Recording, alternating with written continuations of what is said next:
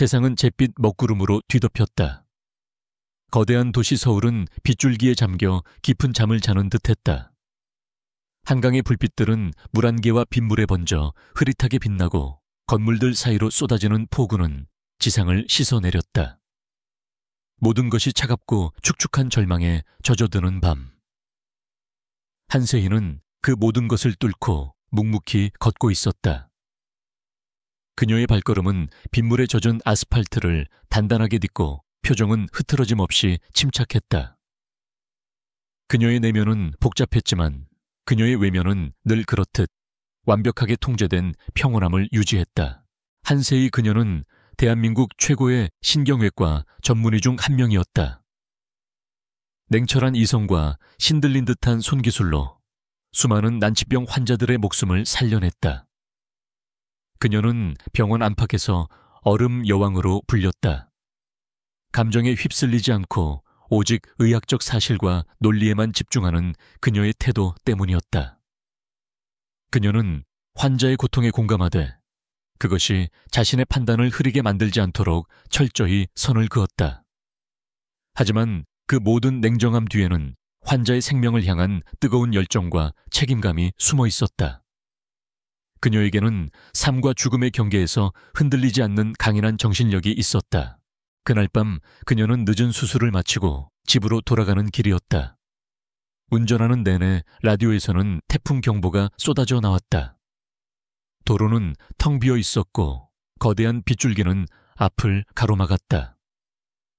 시야가 흐릿해지는 순간 그녀의 눈에 들어온 것은 길 한복판에 멈춰선 고급 세단 한 대와 그 옆에 나뒹구는 트럭이었다. 대형 사고였다. 심장이 덜컥 내려앉았다. 그녀는 본능적으로 차를 멈췄다. 의사로서의 사명감, 그것은 그녀의 모든 이성을 압도하는 힘이었다. 차에서 내린 그녀는 우산도 펴지 못한 채 사고 현장으로 달려갔다. 빗물은 그녀의 옷과 머리카락을 흠뻑 적셨지만 그녀는 개의치 않았다. 현장은 아수라장이었다.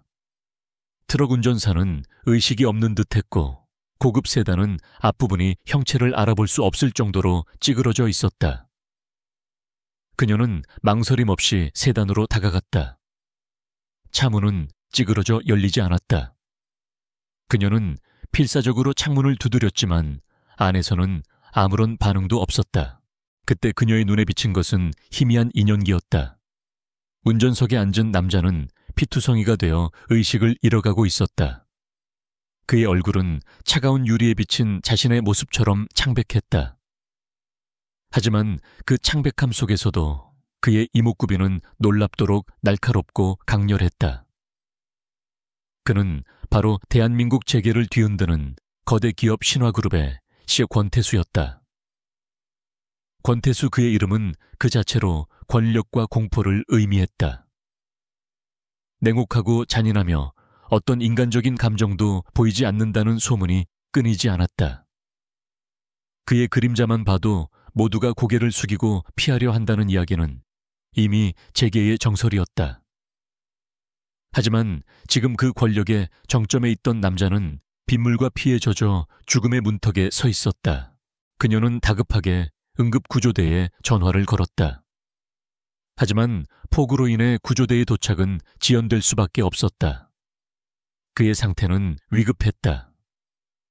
의식을 잃어가고 있었고 머리에서 흐르는 피는 멈출 기미가 보이지 않았다. 빗물에 섞여 붉은 강을 이루고 있었다. 안 돼, 이대로는 죽어. 그녀의 심장이 불안하게 쿵쾅거렸다. 그녀는 가지고 다니던 가방을 열어 응급처치 도구를 꺼냈다. 비상 상황에 대비해 항상 가지고 다니던 그녀의 습관이 빛을 발하는 순간이었다. 그녀는 찌그러진 창문 틈새로 손을 집어넣어 그의 맥박을 확인했다. 약하고 불규칙했다.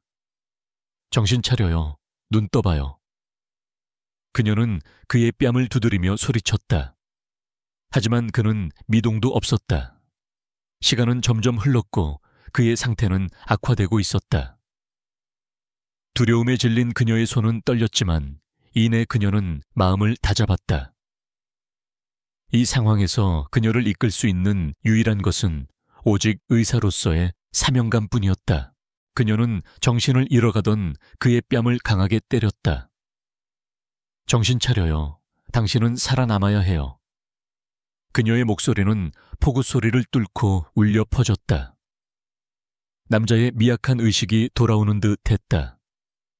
그의 눈꺼풀이 미세하게 떨렸고 희미하게 눈을 떴다. 그의 눈은 핏발이 서 있었지만 그 속에는 어딘가 모르게 깊은 상처와 절망이 서려 있었다.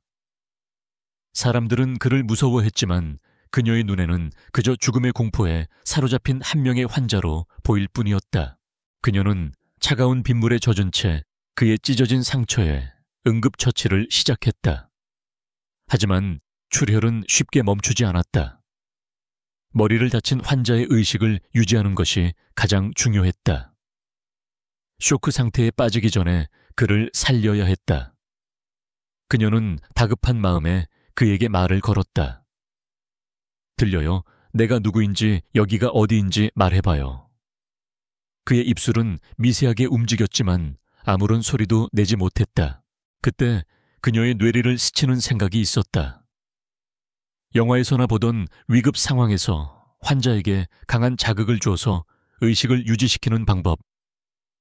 하지만 그 방법은 현실에서 쉽게 시도할 수 있는 것이 아니었다. 너무나 위험하고 자칫하면 환자에게 더 큰 충격을 줄 수도 있었다.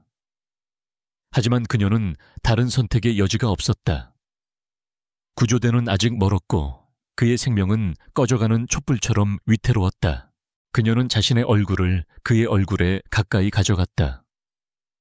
빗물에 젖은 그녀의 머리카락이 그의 얼굴에 닿았다. 그녀의 심장은 미친 듯이 뛰고 있었다. 차가운 빗물과 그의 뜨거운 피 냄새가 뒤섞여 그녀의 후각을 자극했다. 그녀는 망설이지 않았다.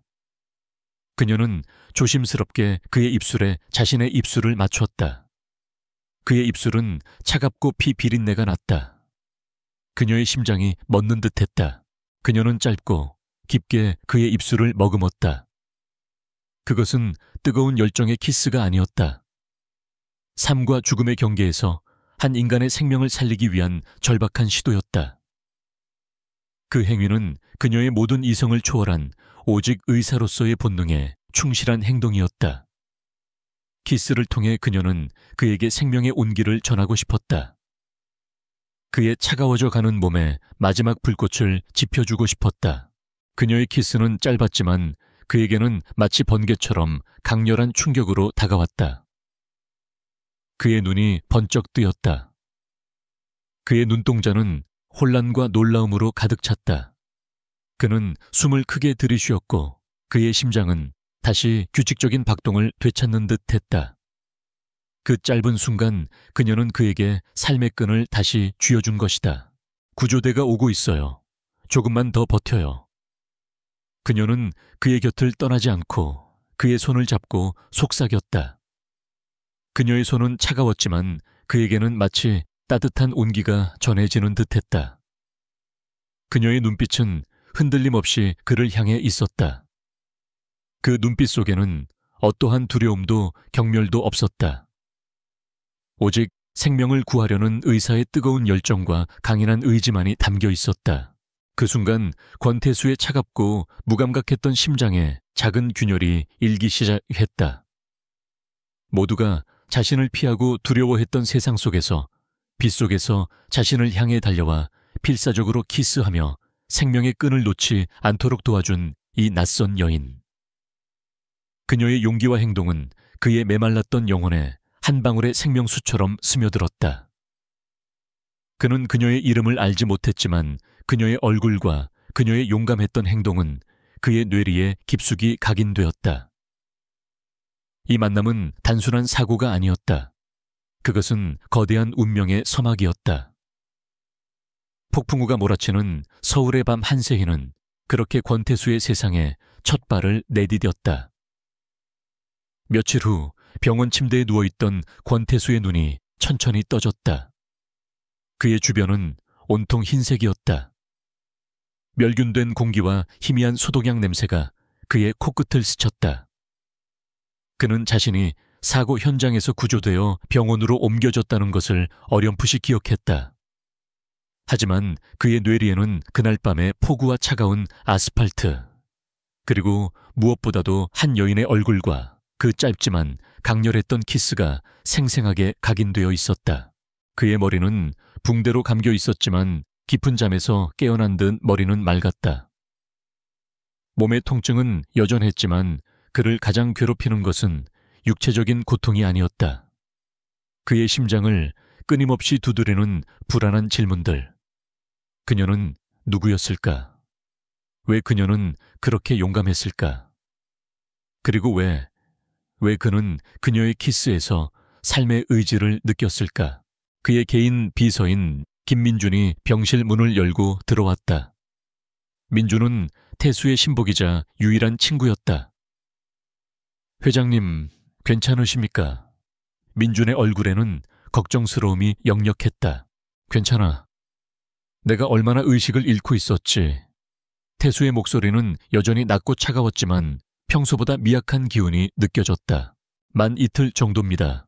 사고 직후 정신을 잃으셨고 깨어난 건 지금이 처음이십니다. 병원에서는 회장님의 회복력이 놀랍다고 말하고 있습니다. 그날 사고 현장에 나 말고 다른 사람도 있었지. 태수는 직감적으로 물었다. 그의 눈빛은 날카롭게 민준을 꿰뚫었다. 네, 그렇습니다. 의문의 여인 한 분이 사고 현장에서 회장님께 응급처치를 하셨다고 합니다. 구조대가 도착했을 때까지 회장님 곁을 지키셨다고. 그 여자의 신원을 알아내 태수는 더 이상 묻지 않았다. 그의 목소리는 명령이었고 민주는 고개를 숙여 따랐다.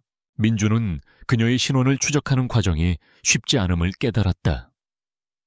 그녀는 병원에서 신원을 밝히지 않고 사라졌으며 현장에 남아있던 목격자들도 그녀의 이름이나 소속을 제대로 알지 못했다. 오직 그녀가 의사라는 것과 용감하게 행동했다는 것만 증언할 뿐이었다. 그러나 민주는 포기하지 않았다. 태수의 집요한 명령에 따라 그는 병원 CCTV와 주변 지역의 차량 블랙박스를 분석하기 시작했다. 그리고 마침내 며칠간의 노력 끝에 한세희라는 이름의 의사 한 명을 찾아냈다. 그녀의 프로필은 놀라웠다. 그녀는 서울대학병원 소속의 촉망받는 신경외과 전문의였으며 얼음 여왕이라는 별명처럼 차가운 이성과 탁월한 실력을 겸비한 인물이었다. 태수는 그녀의 사진을 보고 그날 밤의 기억을 다시 떠올렸다. 빗물에 젖은 채 필사적으로 자신을 살리려던 그녀의 얼굴, 그리고 그 입술의 온기. 태수는 퇴원 후 그녀를 찾아갔다. 병원 복도는 늘 그렇듯 사람들로 북적였지만 태수의 존재감은 압도적이었다. 사람들은 그의 그림자만 봐도 숨죽였다. 그의 냉정하고 차가운 눈빛, 그리고 그에게서 뿜어져 나오는 위압감은 모두를 얼어붙게 만들었다. 모두가 그를 두려워하고 피했지만 태수는 개의치 않았다. 그의 시선은 오직 한세희를 향해 있었다. 그는 그녀의 사무실 앞에서 그녀가 나오기를 기다렸다. 한참 후 그녀가 문을 열고 나왔다. 흰색 가운을 입은 그녀는 여전히 침착하고 아름다웠다. 그녀는 태수를 보고도 놀라거나 당황하지 않았다. 그저 옅은 미소를 띤 채 그를 응시할 뿐이었다. 권태수 회장님 맞으시죠? 그녀의 목소리는 차분했고 흔들림이 없었다. 네. 당신이 한세희 의사라고 들었습니다. 그날 밤 저를 살려주신 분. 의사로서 당연히 해야 할 일을 했을 뿐입니다. 회장님께서 무사하셔서 다행입니다. 그녀의 말은 담담했다. 그녀는 그날 밤의 키스에 대해 언급하지 않았다. 마치 아무 일도 없었던 것처럼. 하지만 태수는 그녀의 차분함에 오히려 더 흔들렸다. 그는 그날의 기억이 그녀에게는 그저 지나간 응급처치 중 하나일 뿐인 것 같아 서운한 감정마저 들었다. 하지만 그는 자신의 감정을 숨기고 본론으로 들어갔다. 단순한 감사의 인사를 전하러 온 것이 아닙니다. 저는 당신께 제안을 하나 하고 싶습니다. 자니어 그녀의 눈빛에 미약한 호기심이 스쳤다. 당신은 저의 주치의가 되어 주십시오. 단순히 건강을 관리하는 것뿐만 아니라 저의 정신적 트라우마를 치료해주는 역할을 해주셨으면 합니다. 태수의 제안은 예상 밖이었다. 그녀는 그의 눈을 똑바로 응시했다. 그의 눈빛은 차가운 얼음처럼 보였지만 그 속에는 어딘가 모르게 깊은 상처와 고독이 서려 있었다. 그녀는 본능적으로 그가 겪고 있는 고통의 깊이를 짐작할 수 있었다. 회장님께서 겪고 계신 트라우마가 무엇인지 알 수 있을까요? 태수는 잠시 침묵했다. 그의 눈빛이 흔들렸다. 어린 시절의 사고와 아버지의 죽음. 이 두 가지가 저를 계속해서 괴롭히고 있습니다. 밤마다 악몽에 시달리고 가끔씩 통제할 수 없는 불안감에 휩쌉니다. 그녀는 그의 솔직한 고백에 놀랐다. 세상 사람들이 두려워하는 냉혹한 CEO가 이토록 나약한 모습을 보일 줄은 몰랐다. 그녀는 그의 제안을 거절하려 했다. 그녀의 전문 분야는 수술이었고 정신과 치료는 그녀의 영역이 아니었다. 하지만 그녀는 그의 눈빛에서 거부할 수 없는 절박함을 읽었다. 저는 정신과 의사가 아닙니다. 제가 회장님의 트라우마를 치료할 수 있을지는 당신은 나를 살렸습니다. 그날 밤의 키스는 내 심장을 다시 뛰게 만들었습니다. 당신이라면 할 수 있을 겁니다. 태수의 목소리는 낮았지만 그 속에는 강력한 확신이 담겨 있었다. 그녀는 그의 말에 심장이 쿵 하고 내려앉았다. 그는 그날의 키스를 기억하고 있었다. 그리고 그것을 단순한 응급처치가 아닌 자신에게 생명을 불어넣어준 행위로 받아들이고 있었다. 그녀는 그의 눈을 피하지 않았다. 저는 회장님께 한 가지 조건을 걸겠습니다. 저를 선택하신 이유가 그저 그날 밤의 감정 때문이라면 이 제안을 받아들일 수 없습니다. 저는 의사로서 회장님의 치료에만 전념할 것입니다. 감정적인 교류는 없을 것입니다. 좋습니다. 하지만 제게도 당신에게 제안할 것이 한 가지 더 있습니다. 태수의 표정은 다시 냉정해졌다. 최근 당신의 주변을 맴도는 의문의 그림자들이 있습니다. 당신은 지금 어떤 위험에 처해 있는 것 같습니다. 당신이 나의 주치의가 된다면 내가 당신을 보호하겠습니다. 당신의 안전을 보장해 주겠습니다. 그것이 제가 당신에게 줄 수 있는 보상입니다. 한세희는 태수의 말에 놀라 눈이 커졌다. 그녀는 최근 누군가 자신을 미행하는 듯한 느낌을 받았다. 집 주변을 맴도는 의문의 자동차, 그리고 병원 주차장에서의 수상한 시선. 그녀는 그것이 단순히 자신의 착각이라고 생각했지만 태수의 말을 듣고 나니 그것이 단순한 착각이 아니었음을 직감했다. 그녀는 태수의 제안을 깊이 고민했다. 그의 곁은 위험할 수 있었다. 거대 기업의 CEO 주변에는 늘 암투와 음모가 끊이지 않았으니까.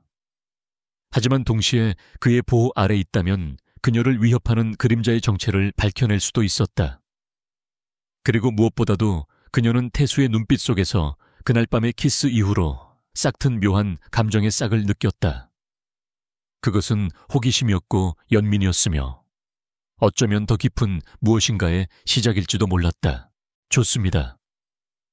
회장님의 제안을 받아들이겠습니다. 그녀의 목소리는 단호했다. 하지만 저의 조건은 변함이 없습니다. 저는 오직 의사로서만 존재할 것입니다. 그리고 회장님의 보호를 받는 대신 회장님의 치료에 모든 것을 걸겠습니다. 계약은 오늘부터 효력이 발생합니다. 당신의 안전은 이제 내가 책임집니다. 태수는 여튼 미소를 지었다. 그것은 냉정했지만 어딘가 모르게 안도감이 서려 있는 미소였다. 그렇게 한세희와 권태수의 기묘한 동거가 시작되었다. 그들의 관계는 단순한 계약 관계였다. 한세희는 태수의 주치의로서 그의 몸과 마음을 치료하고 태수는 그녀의 보호자로서 그녀를 위협하는 그림자로부터 그녀를 지켜주었다. 그들의 계약은 차가운 이성과 냉철한 논리 위에 세워졌지만 그들의 심장 속에는 이미 그날 밤의 키스로부터 시작된 알 수 없는 감정의 불씨가 타오르고 있었다. 한세인은 권태수의 집으로 들어서는 순간 거대한 성에 들어온 듯한 느낌을 받았다. 웅장하고 현대적인 건축물은 차가운 대리석과 금속으로 이루어져 있었고 실내 곳곳에는 유명 예술가들의 작품들이 전시되어 있었다. 그 모든 것들이 태수의 냉정하고 완벽주의적인 성격을 그대로 반영하는 듯했다. 그녀에게 할당된 공간은 넓고 편안했으며 그녀는 그곳에서 태수의 주치의로서의 삶을 시작했다. 그녀의 일과는 주로 태수의 건강 상태를 체크하고 그의 수면 패턴을 분석하며 그의 정신적 트라우마를 치료하기 위한 상담을 진행하는 것이었다. 처음에는 태수 역시 그녀에게 마음을 열지 못했다. 그는 자신의 과거를 드러내기를 꺼려했고 그의 눈빛은 늘 경계심으로 가득 차 있었다. 하지만 한세인은 포기하지 않았다. 그녀는 서두르지 않고 조급해하지 않았다. 그녀는 환자를 대하는 의사로서의 태도로 그의 내면에 조심스럽게 다가갔다. 그녀는 그에게 어린 시절의 사고에 대해 물었다. 회장님 사고가 일어났을 때 회장님께서는 몇 살이셨나요? 그리고 그때 무엇을 하고 계셨나요? 태수는 잠시 침묵했다. 그의 눈빛은 마치 깊은 바닷속으로 가라앉는 듯했다. 8살, 아버지를 따라서 사업장으로 가는 길이었지. 그의 목소리는 낮고 건조했다. 트럭이 우리 차를 덮쳤어. 내 눈앞에서. 그는 말을 잇지 못했다.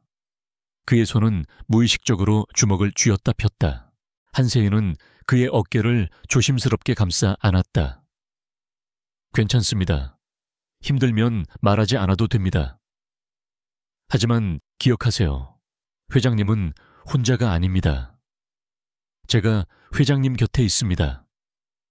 그녀의 따뜻한 손길은 태수의 차가운 심장에 작은 온기를 불어넣었다. 그녀는 그에게서 아버지의 죽음이 단순한 사고가 아니라는 것을 직감적으로 느꼈다. 그의 눈빛에는 사고의 공포뿐만 아니라 해결되지 않은 의문과 분노가 서려 있었다. 그녀는 태수의 과거를 파헤치는 동시에 그녀 자신을 둘러싼 의문의 그림자들을 추적하기 시작했다. 태수가 제공한 보안팀의 도움으로 그녀는 자신을 미행하던 자동차의 번호판을 확보했고 그 자동차가 신화그룹의 부회장 장진혁의 소유임을 알게 되었다. 장진혁 그는 바로 태수의 사촌 형이었다. 태수의 아버지와 그의 아버지는 형제였고 장진혁은 태수의 아버지의 죽음 이후 신화그룹의 후계자 자리를 호시탐탐 노리고 있었다. 장진혁은 태수를 경계하고 있었다. 태수가 사고 이후 오랜 시간 동안 모습을 드러내지 않고 은둔 생활을 하는 동안 장진혁은 자신의 세력을 확장하고 그룹 내에서 입지를 굳혔다. 하지만 태수가 다시 경영 일선에 복귀하자 장진혁은 위기감을 느꼈다. 태수가 그녀를 주치의로 고용했다는 소식은 그에게 큰 충격이었고 그는 그녀의 정체와 목적을 알아내기 위해 미행을 시킨 것이었다. 어느 날 장진혁은 태수를 찾아와 노골적으로 비난했다. 태수야, 너는 정말 대단하다. 네가 의문의 사고로 죽을 뻔했을 때 너를 살려준 의사에게 감사를 표하는 것도 모자라 개인 주치의로 고용하다니. 네가 혹시 그 여자에게 약점이라도 잡힌 건 아니냐? 태수의 눈빛은 차갑게 식었다. 진혁이 형 선을 넘지 마. 한세희 박사는 나의 소중한 생명을 살려준 분이야. 그녀를 향한 모욕은 나를 향한 모욕과 다름없어. 모욕이라니 나는 그저 걱정하는 것뿐이야.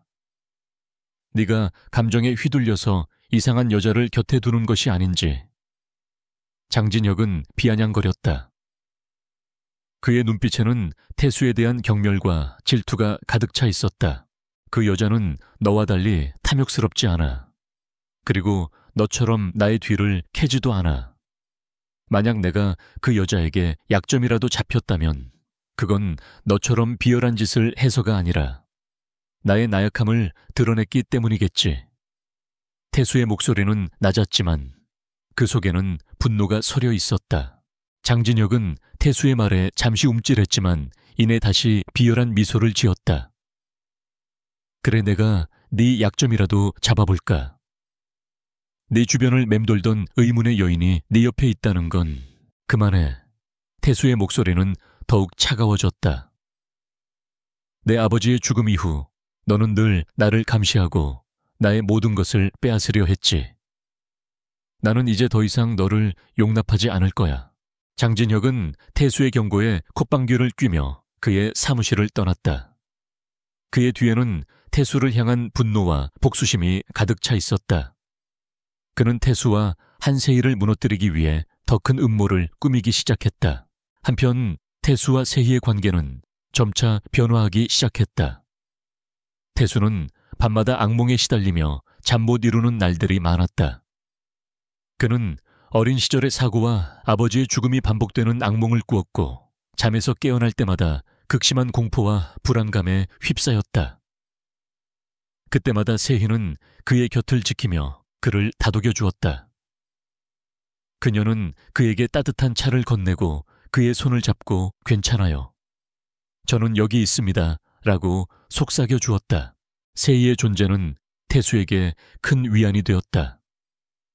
그녀의 따뜻한 눈빛과 위로의 말들은 그의 차갑게 굳어있던 심장을 조금씩 녹여주었다. 그는 그녀에게 조금씩 자신의 과거를 털어놓기 시작했다. 아버지의 죽음이 단순한 사고가 아니라고 믿는 이유, 그리고 그날의 사고 이후 그가 겪었던 고통과 외로움에 대해 세희는 그의 이야기를 들으며 그의 내면에 숨겨져 있던 상처의 깊이를 이해하게 되었다. 그녀는 그의 트라우마를 치료하기 위해 그에게 최면 치료를 제안했다. 회장님, 최면을 통해 과거의 기억을 들여다보면 회장님께서 겪고 있는 고통의 원인을 찾을 수 있을지도 모릅니다. 하지만 이것은 고통스러운 과정이 될 수도 있습니다. 감당하실 수 있겠습니까? 태수는 망설였다. 과거의 상처를 다시 들여다보는 것은 그에게 큰 용기가 필요한 일이었다. 하지만 그는 더 이상 이 고통 속에서 살고 싶지 않았다. 그리고 그는 세희를 믿었다. 그녀라면 자신을 이끌고 이 어두운 터널을 벗어날 수 있게 도와줄 것이라고 믿었다. 좋습니다. 해보죠. 세희는 그에게 최면을 걸었고 태수는 과거의 기억 속으로 들어갔다. 그는 어린 시절의 사고 현장으로 돌아갔다. 피에 젖은 아버지의 얼굴, 그리고 그 옆에 서 있던 한 남자. 그 남자의 얼굴은 흐릿했지만 그의 눈빛은 잊을 수 없을 정도로 섬뜩했다. 태수는 그 남자가 누구인지 알 수 없었지만 그 남자가 자신의 아버지와 관계가 있다는 것을 직감했다. 최면에서 깨어난 태수는 극심한 혼란에 휩싸였다. 그는 자신이 보았던 남자가 누구인지 알기 위해 모든 수단을 동원하기 시작했다. 그는 이 모든 일의 배후에 장진혁이 있다는 것을 짐작했고 그를 무너뜨리기 위한 계획을 세우기 시작했다. 한세희는 태수의 곁에서 그의 가장 든든한 조력자가 되어 주었다. 그녀는 태수의 트라우마를 치료하는 동시에 그의 복수를 돕는 데에도 적극적으로 나섰다. 그들의 관계는 단순한 계약 관계를 넘어 깊은 신뢰와 동료의식으로 발전하고 있었다. 그리고 그들의 마음속에는 서로를 향한 알 수 없는 감정의 씨앗이 조심스럽게 싹을 틔우고 있었다. 장진혁의 음모는 날마다 교묘해지고 대담해졌다. 그는 태수가 경영에 복귀한 이후 태수의 모든 움직임을 주시하며 기회를 엿보고 있었다. 장진혁은 태수의 아버지 사망 당시 신화그룹의 핵심 프로젝트였던 대규모 부동산 개발 사업을 태수가 은밀히 재조사하고 있다는 사실을 알아냈다. 이 프로젝트는 장진혁이 태수와 그의 아버지 몰래 사리사욕을 채우기 위해 여러 비리와 불법적인 거래를 저질렀던 사업이었다. 태수가 이 프로젝트의 진실에 접근할수록 장진혁은 더욱 다급해졌다. 그는 태수의 입지를 흔들기 위해 언론을 이용하기 시작했다. 태수가 한세희를 주치의로 고용하고 있다는 사실을 교묘하게 왜곡하여 태수가 개인적인 감정에 휩쓸려 회사의 자원을 낭비하고 있다는 루머를 퍼뜨렸다. 언론은 자극적인 헤드라인을 쏟아냈고 태수에 대한 여론은 급속도로 악화되었다. 신화그룹의 주가는 하락하기 시작했고 이사회는 태수에게 해명을 요구했다. 태수는 이 모든 것이 장진혁의 음모라는 것을 알고 있었지만 공식적으로 반박할 증거가 없었다. 그는 자신의 결백을 주장하기 위해 장진혁과 이사회 앞에서 해명했다. 한세희 박사는 나의 생명을 구해준 은인입니다. 그녀를 주치의로 고용한 것은 개인적인 감정 때문이 아닙니다. 그녀는 나의 심각한 정신적 트라우마를 치료하고 나를 정상적인 생활로 돌려놓는데 큰 도움을 주었습니다. 그녀의 존재는 신화그룹의 미래를 위한 나의 건강을 보장하는 것과 다름없습니다. 하지만 장진혁은 태수의 말을 비웃었다. 트라우마 회장님께서는 혹시 그날 사고로 머리를 다치신 게 아닐까 싶군요. 정신적인 문제가 있다면 제대로 된 정신과 의사를 고용했어야죠. 한세희 박사는 신경외과 전문의일 뿐입니다. 회장님께서 그녀에게 매달리는 이유는 아마도 다른 곳에 있지 않나 싶습니다. 회장님께서는 혹시 이사회와 주주들을 상대로 감정팔이를 하고 계신 것은 아닙니까? 장진혁의 비열한 발언에 태수의 얼굴은 차갑게 굳어졌다. 그때 회의실 문이 열리고 한세희가 들어섰다. 그녀는 긴장된 분위기 속에서도 침착함을 잃지 않았다. 부회장님, 저는 신경외과 전문의 한세희입니다. 회장님의 트라우마 치료는 단순히 정신적인 상담만을 의미하는 것이 아닙니다. 뇌 손상으로 인해 발생한 후유증과 불안증을 치료하는 것은 신경외과 전문의의 영역이기도 합니다. 부회장님께서 저희의 관계를 폄하하는 것은 의료 행위 자체에 대한 모욕이라고 생각합니다. 세희의 당당한 태도에 장진혁은 잠시 당황했지만 이내 비열한 미소를 지었다. 오 한 박사님, 이렇게 당당하게 나서시는 걸 보니 혹시 회장님과의 관계가 단순한 의사와 환자 관계는 아닌 모양이군요. 회장님께서 한 박사님을 특별히 아끼시는 이유가 궁금해지는군요. 그 순간 회의실 문이 다시 열리고 한 남자가 들어섰다. 그의 등장에 모두가 놀랐다. 그는 바로 한세희의 옛 연인이자 현재 서울지검의 유능한 검사인 강구진이었다. 우진은 회의실의 긴장된 분위기를 단숨에 파악하고 세희의 옆에 당당히 섰다. 안녕하십니까. 신화그룹 이사회 여러분. 서울지방검찰청 특수부검사 강구진입니다. 그의 목소리는 낮고 단호했다. 저는 현재 신화그룹의 특정 프로젝트와 관련된 비리 의혹을 수사하고 있습니다.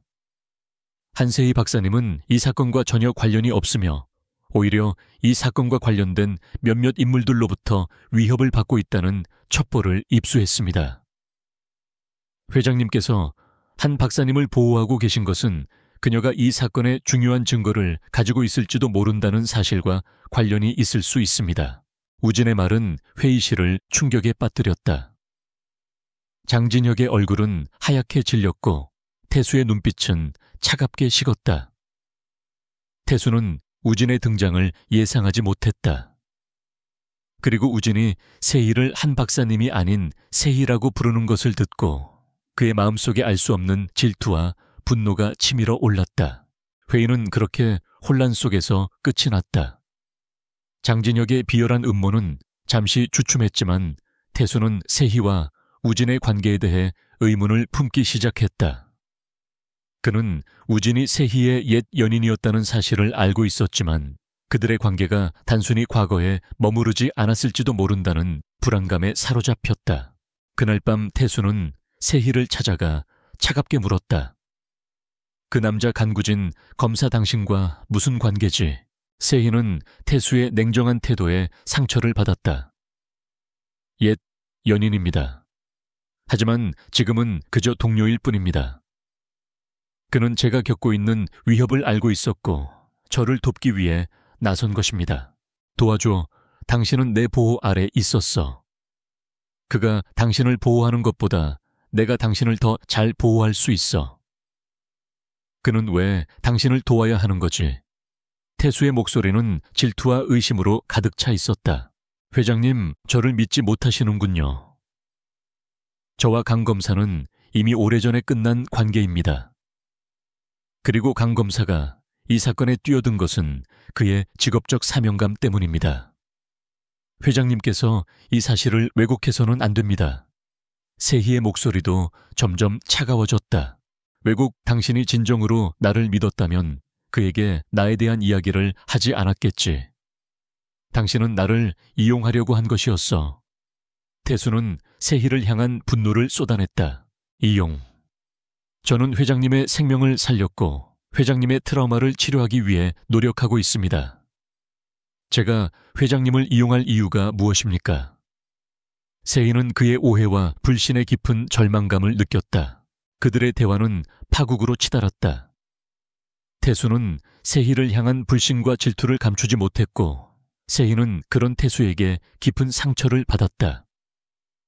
그들의 관계는 그날 밤의 키스로부터 시작된 미묘한 감정의 균열을 넘어 불신과 오해의 늪에 빠져들었다. 장진혁의 음모는 그들의 관계를 파괴하기 위한 또 다른 도화선이 되었다. 그들의 사랑은 시작되기도 전에 끝을 맞이하는 듯했다. 권태수의 불신은 한세희를 향한 오해의 벽을 더욱 높이 쌓아 올렸다. 그는 세희가 자신을 이용해 장진혁에 대한 정보를 빼내려 했다고 믿었다. 그의 마음속에는 질투와 배신감이 뒤섞여 소용돌이쳤고 그는 세희를 차갑게 대하기 시작했다. 세희는 그런 태수의 태도에 깊은 상처를 받았지만 그를 설득하려 하지 않았다. 그녀는 자신의 결백을 증명하기보다 태수가 스스로 오해를 풀기를 바랐다. 하지만 그녀의 침묵은 태수의 의심을 더욱 키울 뿐이었다. 그날 밤 태수는 다시 악몽에 시달렸다. 어린 시절의 사고 현장이 반복해서 그의 뇌리를 스쳤다. 피에 젖은 아버지의 얼굴, 그리고 그 옆에 서 있던 의문의 남자. 그는 잠에서 깨어 거친 숨을 몰아쉬었다. 그의 심장은 격렬하게 요동쳤고 그는 극심한 불안감에 휩싸였다. 그는 무의식적으로 세희를 찾아 그녀의 방문을 두드렸다. 세희는 잠옷 차림으로 문을 열었다. 그녀의 눈은 붉게 충혈되어 있었지만 그녀의 표정은 여전히 침착했다. 악몽을 꾸셨군요. 괜찮으십니까? 태수는 그녀의 따뜻한 시선에 마음이 흔들렸지만 이내 냉정함을 되찾았다. 내가 왜 여기 있는 거지? 당신에게 도움을 청할 정도로 나약한 남자가 아니야. 그는 자신의 감정을 억누르며 차갑게 말했다. 회장님 힘드시면 힘든 대로 솔직하게 말씀하셔도 됩니다. 저를 향한 오해와 분노는 잠시 접어두세요. 지금 중요한 것은 회장님의 건강입니다. 세희의 목소리는 부드러웠지만 단호했다. 태수는 그녀의 말에 더 이상 버티지 못하고 무너져 내렸다. 그는 그녀의 품에 안겨 흐느꼈다. 그 남자가 누구인지 알아야 해. 아버지를 죽게 만든 그 남자가. 그의 목소리는 절망으로 가득 차 있었다. 세희는 그를 따뜻하게 안아주었다. 회장님, 기억하세요. 저는 회장님의 편입니다. 회장님을 떠나지 않을 것입니다. 그 남자가 누구인지, 그리고 그날의 진실이 무엇인지 저와 함께 밝혀내면 됩니다. 그녀의 말은 태수에게 큰 위안이 되었다. 그는 그녀의 품에서 다시금 삶의 의지를 되찾는 듯했다. 하지만 그들의 평화는 오래가지 못했다. 장진혁은 태수가 자신을 추적하고 있다는 사실을 알아챘다. 그는 더 이상 지체할 수 없다고 판단하고 태수를 제거하기 위한 마지막 계획을 실행에 옮겼다. 그의 타겟은 태수뿐만이 아니었다. 태수의 옆에 있는 한세희 그녀 역시 장진혁에게는 눈엣가시였다. 어느 날 오후 세희는 병원에서 퇴근하고 집으로 돌아가는 길이었다. 그때 그녀를 미행하던 검은색 차량 한 대가 그녀의 차를 가로막았다. 차량에서 내린 건장한 남자들은 그녀를 강제로 끌어내려 납치했다. 그녀는 필사적으로 저항했지만 그들의 힘을 당해낼 수 없었다. 그녀는 그들의 손에 이끌려 어느 외딴 창고로 끌려갔다. 납치된 세희는 눈과 입이 가려진 채 의자에 묶여 있었다. 그녀의 눈앞에는 장진혁이 서 있었다. 그의 얼굴에는 비열한 미소가 가득했다. 한 박사님, 여기까지 오게 될 줄은 몰랐습니다. 태수 옆에 있는 게 얼마나 위험한 일인지 경고했어야 했는데 세희는 그를 향해 차갑게 말했다. 장진혁 부회장님, 이 모든 것이 당신의 지시라는 것을 태수 회장님은 이미 알고 있습니다. 당신은 스스로 무덤을 판 것입니다. 하하하, 무덤 아직은 아니지. 태수만 사라지면 모든 것이 내 것이 될 거야. 태수는 곧 이곳으로 올 것이다. 그리고 너와 함께 영원히 사라지겠지. 장진혁은 세희를 향해 섬뜩한 미소를 지었다. 한편 태수는 세희가 납치되었다는 사실을 알고 분노와 공포에 휩싸였다. 그는 그녀가 납치되기 전 자신에게 남긴 마지막 메시지를 읽었다. 회장님, 당신의 아버지의 사고 현장에서 제가 보았던 그 남자의 사진을 이메일로 보내드립니다. 꼭 보셔야 합니다. 그리고 이 모든 것이 장진혁 부회장님의 음모와 관련이 있습니다. 메시지를 읽은 태수는 세희가 보낸 사진을 확인했다. 사진 속에는 어린 시절 자신이 보았던 그 남자의 얼굴이 선명하게 담겨 있었다. 그리고 그 남자는 바로 자신의 아버지의 운전기사였으며 장진혁의 오른팔이었다.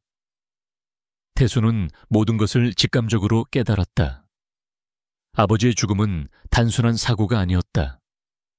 그것은 장진혁이 벌인 치밀한 음모였다. 태수는 분노에 가득 찬 채 세희가 납치된 장소로 향했다. 그의 마음속에는 세희를 구해야 한다는 강한 의지와 장진혁을 향한 복수심이 불타오르고 있었다. 그는 장진혁이 세희를 미끼로 자신을 유인했다는 것을 알고 있었지만 그는 그녀를 버릴 수 없었다. 쫓았다.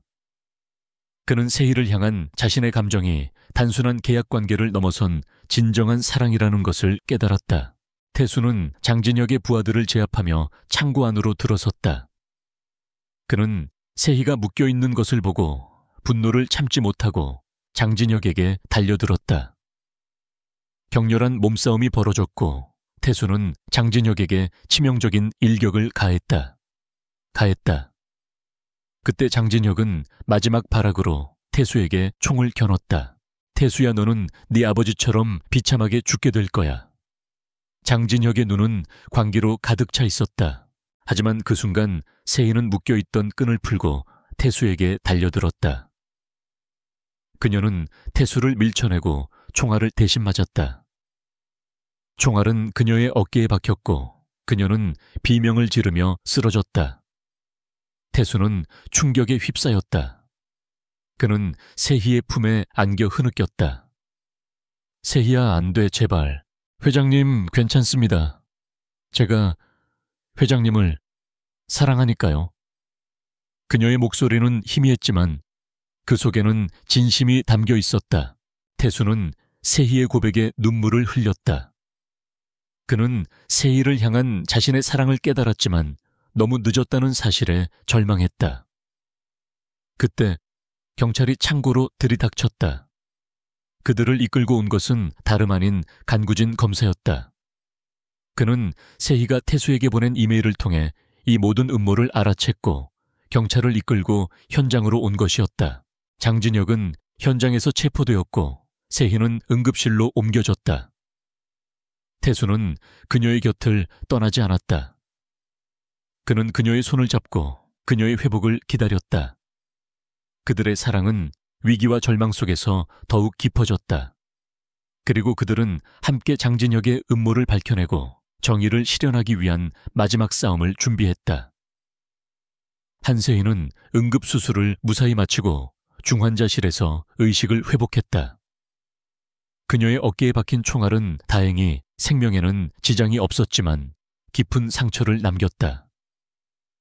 권태수는 그녀의 곁을 한시도 떠나지 않았다. 그는 그녀의 손을 잡고 그녀의 회복을 기도했다. 그의 눈에는 더 이상 차가운 얼음이 아닌 그녀를 향한 깊은 사랑과 미안함이 담겨 있었다. 세희야, 미안해. 내가 너를 믿지 못해서. 그는 그녀에게 용서를 구했다. 세희는 희미하게 미소 지으며 그의 손을 잡았다. 괜찮습니다, 회장님. 중요한 것은 지금 우리가 함께 있다는 것입니다. 그녀의 말은 태수의 마음을 더욱 아프게 했다. 그녀는 자신의 상처보다 태수의 마음을 먼저 걱정하고 있었다. 그들의 사랑은 절망적인 순간에 더욱 깊어졌다. 세희가 자신을 대신해 총에 맞은 순간 태수는 그녀를 향한 자신의 감정이 단순한 계약관계나 호기심이 아님을 깨달았다. 그것은 목숨을 걸고 지키고 싶은 진정한 사랑이었다. 그는 그녀를 잃을 뻔했다는 사실에 극심한 공포와 죄책감을 느꼈다. 세희가 의식을 회복하자 태수는 그녀와 함께 장진혁을 무너뜨리기 위한 마지막 계획을 실행에 옮겼다. 그들의 첫 번째 목표는 장진혁이 신화그룹의 핵심 프로젝트를 통해 저질렀던 비리와 불법적인 거래의 증거를 찾는 것이었다. 세희는 자신이 납치당하기 직전에 보았던 증거 자료들의 위치를 기억해냈다. 그것은 장진혁의 비밀 서재에 숨겨져 있었다. 태수는 간구진 검사의 도움을 받아 장진혁의 비밀 서재에 잠입할 계획을 세웠다. 강 검사는 장진혁의 비리 혐의를 수사하고 있었지만 결정적인 증거가 부족해 수사에 난항을 겪고 있었다. 태수와 세희의 증언은 그에게 큰 도움이 되었지만 법정에서 장진혁의 죄를 입증하려면 물증이 필요했다. 계획은 치밀하게 진행되었다. 태수는 장진혁의 부재중을 틈타 그의 집으로 향했다. 태수는 어린 시절부터 장진혁의 집에 드나들었기 때문에 비밀 서재의 위치와 보안 시스템에 대해 잘 알고 있었다. 그는 보안 시스템을 우회하여 서재로 들어갔고 세희가 알려준 위치에서 숨겨진 증거들을 찾아냈다. 그것들은 장진혁이 태수의 아버지에게 저질렀던 비리들과 태수의 아버지를 살해한 증거들이 담겨있는 파일들이었다. 파일들을 확보한 태수는 강 검색에 연락했다. 강 검사는 곧바로 압수수색 영장을 발부받아 장진혁의 집을 덮쳤다. 장진혁은 자신의 집이 압수수색 당하는 것을 보고 경악했다. 그는 모든 것을 잃었다는 사실에 절망했다. 그는 태수를 향해 달려들었다. 이럴 수는 없어. 이 모든 것은 내 것이었어. 네 아버지를 죽인 것도 나였고 너를 죽이려 한 것도 나였어. 왜 너만 모든 것을 가질 수 있는 건데. 장진혁의 고백은 현장에 있던 모든 사람들을 충격에 빠뜨렸다. 태수는 그의 멱살을 잡고 차갑게 말했다. 진혁이 형, 너는 이미 모든 것을 잃었어. 탐욕과 질투에 눈이 멀어 너의 가족을 죽이고 너의 삶을 파멸시켰지. 이제 너는 너의 죄에 대한 대가를 치러야 할 것이다. 장진혁은 현장에서 체포되어 경찰서로 연행되었다. 태수는 그의 비리 혐의와 살인교사 혐의를 입증할 증거들을 모두 강 검색에 넘겼다. 장진혁의 죄는 명백했고 그는 법의 심판을 피할 수 없게 되었다. 신화그룹의 모든 이사들은 장진혁의 만행에 분노했고 그를 부회장직에서 해임하는데 만장일치로 동의했다. 신화그룹은 다시 태수의 손에 돌아왔다. 하지만 태수는 복수심에 가득 차 있었던 과거의 태수와는 달랐다. 그는 복수가 모든 것을 해결해주지 못한다는 것을 깨달았다. 그는 아버지의 죽음 이후 그가 겪었던 고통과 외로움을 다시는 느끼고 싶지 않았다. 그는 세희와 함께 그들만의 새로운 삶을 시작하고 싶었다. 태수는 신화그룹의 임시 주주총회를 소집했다. 그리고 그 자리에서 그는 충격적인 발표를 했다. 그는 신화그룹의 경영권을 내려놓겠다고 선언했다. 그는 이사들에게 말했다. 신화그룹은 저의 아버지의 유산입니다. 하지만 저는 아버지의 유산을 지키는 것보다 제가 사랑하는 사람을 지키고 싶습니다. 저는 이제 이 자리에서 물러나 저의 삶을 되찾고 싶습니다. 태수의 발표는 모든 사람들을 놀라게 했다. 그들은 태수가 신화그룹을 포기하는 것을 이해할 수 없었다.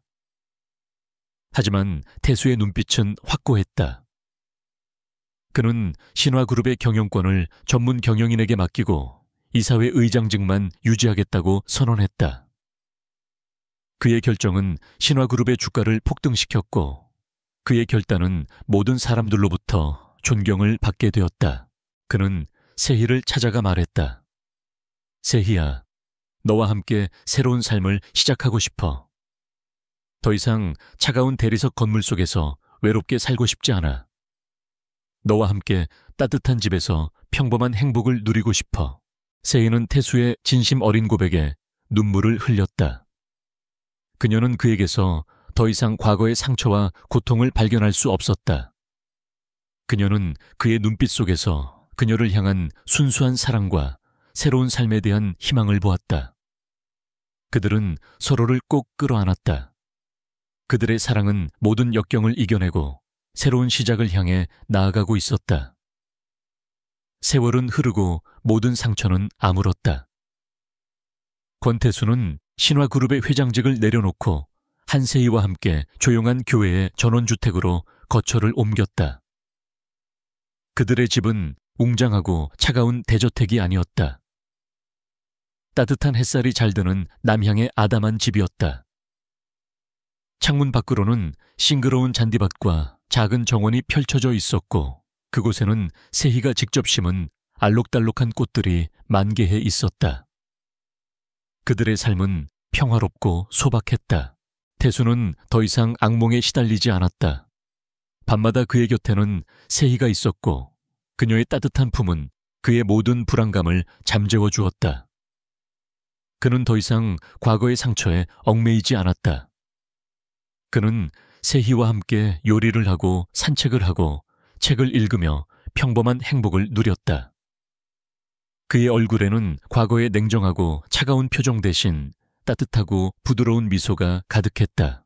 신화그룹은 전문 경영인의 손에 의해 더욱 번창했다. 태수는 이사회 의장직을 유지하며 가끔씩 중요한 결정에만 참여했지만 그의 주된 관심사는 더 이상 회사가 아니었다. 그의 삶의 중심은 오직 한세희였다. 그는 그녀와 함께하는 모든 순간을 소중히 여겼다. 어느 날 세희는 태수에게 조심스럽게 말했다. 회장님, 저 병원에 다시 돌아갈까 합니다. 제가 가장 잘할 수 있는 일은 역시 환자들을 치료하는 일인 것 같습니다. 태수는 그녀의 말에 반대하지 않았다. 그는 그녀의 선택을 존중했다. 좋아. 내가 너의 가장 든든한 후원자가 되어줄게. 네가 하고 싶은 일 무엇이든 다 할 수 있게 도와줄게. 세희는 태수의 곁에서 다시 의사로서의 삶을 시작했다. 그녀는 여전히 뛰어난 신경외과 전문의였고 그녀의 손기술은 여전히 신들린 듯 했다. 그녀는 과거처럼 얼음 여왕으로 불리기도 했지만 그녀의 눈빛에는 과거와는 다른 따뜻함이 담겨 있었다. 그녀는 환자들의 고통에 공감하고 그들에게 희망을 주었다. 그녀의 삶은 태수와 함께하는 사랑으로 인해 더욱 풍요로워졌다. 시간이 흘러 태수와 세희는 결혼식을 올렸다. 그들의 결혼식은 웅장하고 화려한 결혼식이 아니었다. 그들의 전원주택 정원에서 그들의 소중한 가족들과 몇몇 친한 친구들만을 초대해 소박하게 진행되었다. 태수는 턱시도를 입고 세희는 순백의 웨딩드레스를 입었다. 그들은 서로를 마주보며 영원한 사랑을 맹세했다. 결혼식이 끝난 후 태수는 세희의 손을 잡고 그녀의 이마에 입을 맞추었다. 세희야, 너를 만난 것이 내 인생 최고의 행운이야. 너는 나를 구원해줬어. 세희는 태수의 품에 안겨 말했다. 회장님, 그날 밤의 키스는 단순히 당신의 생명을 살리기 위한 것이 아니었습니다.